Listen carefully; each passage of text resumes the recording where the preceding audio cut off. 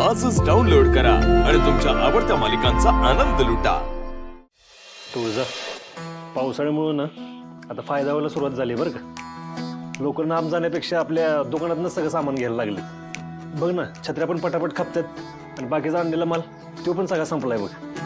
मी म्हणत होतो उद्या सकाळी सातारला जाऊन जास्तीचा माल घेऊन यावा, कारण मोठी छत्रांची ऑर्डर मिळाली ना। होलसेलमध्ये माल घेतला तर कसं 4 पैसे पण सुटतात। पण काय? पण आज जे काय झालं ते बघून घरातनं पायच निघाला माझा। असं वाटतं मी जर पुढे कामाला गेलो आणि मग आपल्या घरावर काही संकट आलं तर। ओ नवरोबा, असा पुढचा विचार करून जर घरात बसला तर दुकान कसं चालणार आहे? तुझा बिंदास, मी आहे ना इथे। आणि तसंही आता आपल्याला भरपूर ऑर्डरी मिळत आहेत, खपही चांगला होतोय, त्यामुळे हा चांगला चकून म्हणायचा की नाही। सूर्या, आम्ही त्या परवाच गडावरच्या देवीचं दर्शन घ्यायचं ठरवलं आणि आता ही तू खूप चांगली बातमी दिलीस। उद्या जाऊन येतो देवीच्या दर्शनाला। तुला माहिती, या दिवसात जर देवीचं दर्शन घेतलं ना तर खूप पुण्य लाभतं आपल्याला। मग चांगलंच आहे की, या दर्शन घेऊन। पण हा पावसाचा दिवस आहे ना, जरा जपून जाताना। हो, आणि तूही व्यवस्थित गाडी चालव, रस्ते खूप खराब झालेत आता। तुळजा, नवऱ्यावर संकट आल्यावर जेसीबी मध्ये बसून येणारी बायको माझ्या पाठीशी असल्यावर मला कशाचं भय आहे? हो का? मग आता फिरायला जेसीबीने जायचं का आपण?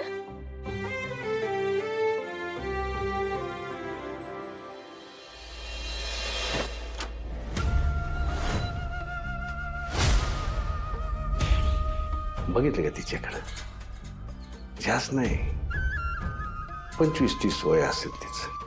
अशा सालस निरागस निर्मळ मानाच्या पोरीला तिच्या अशा कवळ्या वयात ती पोटूशी असताना आम्ही इज्जत मारून टाकलं तर काय?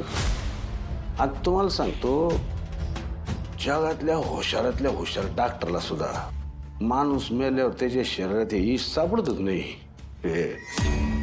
एकदा का इश पोटात गेलं,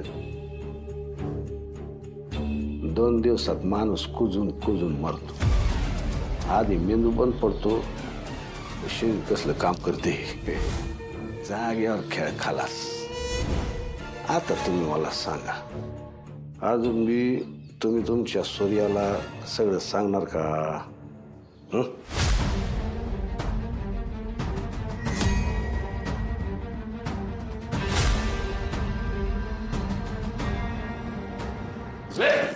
आई,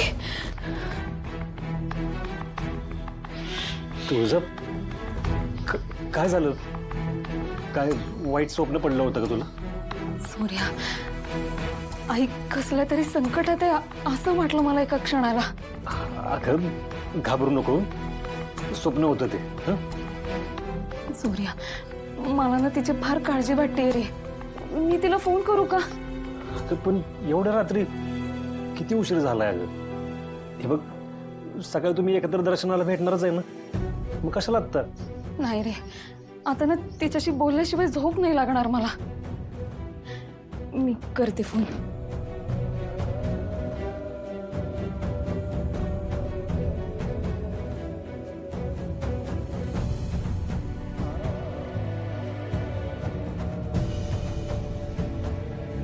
फोन का लागत नाहीये तिचा?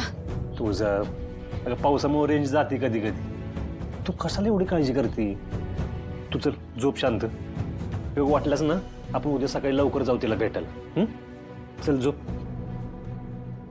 उगाच भांडले मी आईशी, तिला एवढं बोलायला नको होतं मी।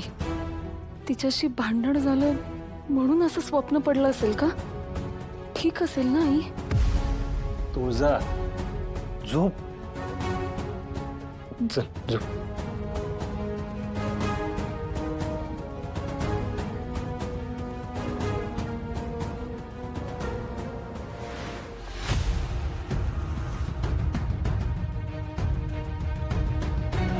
वतू नका, वतू नका, वतू नका, वतलं काय केलं ते? एवढं महागातलं ईश वतून टाकलं तुम्ही। आता ईश वापरायची आली तर आम्ही काय करायचं? आली का पंचायत?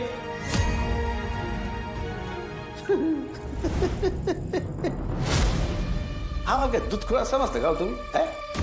हे असं तुम्ही काहीतरी करणार ही माहित होतं आम्हाला म्हणतो आम्ही तुम्हाला फक्त शॅम्पल दाखवलं तुम्हाला माहिती का या ईशाची अख्खी बाटली आमच्या कपाटात ठेवलेली हा कसं आहे माणूस मरण्यासाठी यातले फक्त 2 थेंब लागतात म्हणून आम्ही अख्खी बाटली कधी काढतच नाही या असली 1-2 शॅम्पल खिशात घेऊन फिरतो हो.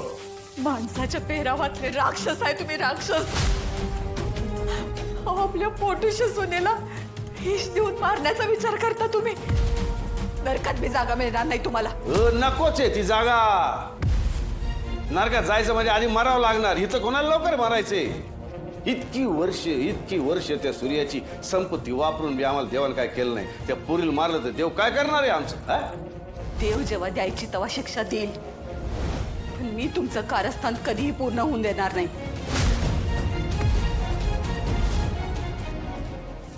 काय करताय तुम्ही हा? हे काय करताय हे काय करताय तो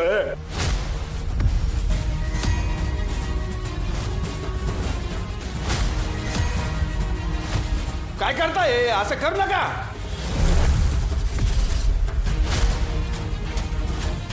मी तर मरीनच पण तुम्हाला बी सुखानं जगू देणार नाही मी तुमची सगळी कारस्थानं माझ्या जीवाला असलेला धोका सगळं मी एका चिठ्ठीत लिहून ठेवलंय कुठं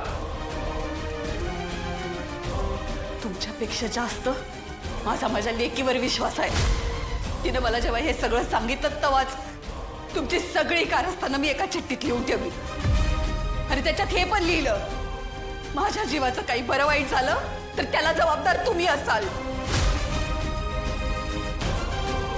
कधी ना कधी ही वेळ येणार हे माहीतच होतं मला मरण्याची तयारी लई अगोदर करून ठेवलेली होती मी हे असं पोरांचा हाल बघत जिवंत राहण्यापेक्षा मरून तुमची लंका जाळलेली बरी मी मरीनच तुम्हाला बी खडी फोडायला पाठवीन माझं ऐका तुम्ही माझी साधी बाजूला ठेवा असं जीवाशी खेळू नका तुम्ही तुम्हाला कधीपासून दुसऱ्याच्या जीवाची काळजी वाटायला लागली ते काय नाही माझ्या सूर्याच्या हक्काचं जे काही आहे ते त्याला मिळायला पाहिजे आपण बोलू ना यावर आपण बोलू पण तुम्ही असं जीवाचा खेळ करू नका हो माझा तुमच्यावर विश्वास नाही लवकरात लवकर ती कागदपत्र माझ्या हातात द्या नाहीतर मी काडी वाढीन थांबा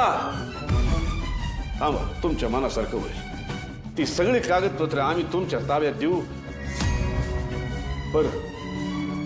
पर तुम्ही बी ती काय ती चिठ्ठी ज्यात तुम्ही सगळं लिहून ठेवलंय ते आमच्या ताब्यात दिली पाहिजे एका हातानं कागदपत्र द्यायची आणि दुसऱ्या हातानं चिठ्ठी घ्यायची मान्य सगळं मान्य मी आता कागदपत्र आणतो पण तुम्ही काहीतरी भलतं सलतं करू नका आम्ही आणतो कागदपत्र आणतो आम्ही